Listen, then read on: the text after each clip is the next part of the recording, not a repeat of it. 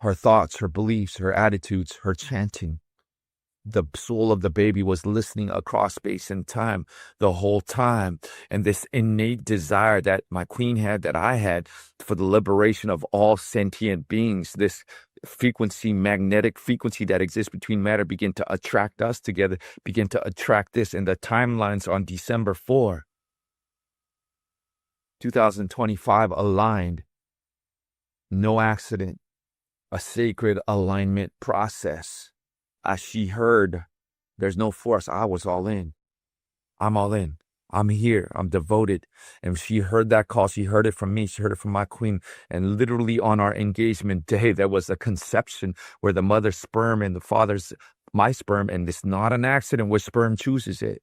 Not an accident. It's a frequency. Understand that the perfect frequency in gene, boom, hits the egg, and boom, there's a spark that scientists can record, a scalar pulse that happens in the beginning of the zygote, and the soul has chosen, and the agreement goes into effect when there's an alignment across space and time in all dimensions, and a prearranged agreement that happened on the 13, 14, 15 dimensional Rishi self. And then there's a process of embodiment as the soul hovers and it checks it out. And step by step, and the mother's songs, the mother's words, the mother's beliefs resonate and imprint into the water of the amniotic fluid, and the amniotic fluid begins to form the forming child's emotional body. And if the father is allowed, the vertical of the father's clear boundaries of value, of self-esteem, and the father's prayers across space and time begin coming in.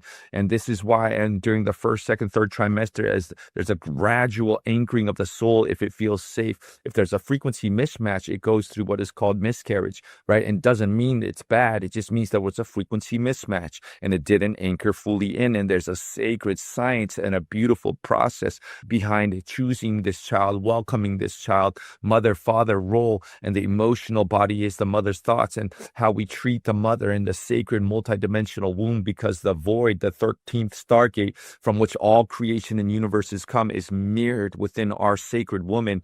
Behind every great man is a greater woman. Literally, we all enter through this stargate, the sacred womb, and how we treat the womb, how we speak to the womb during pregnancy directly imprints the water, which becomes our baby's emotional body, which literally determines later on in life, are they going to be able to have healthy relationships?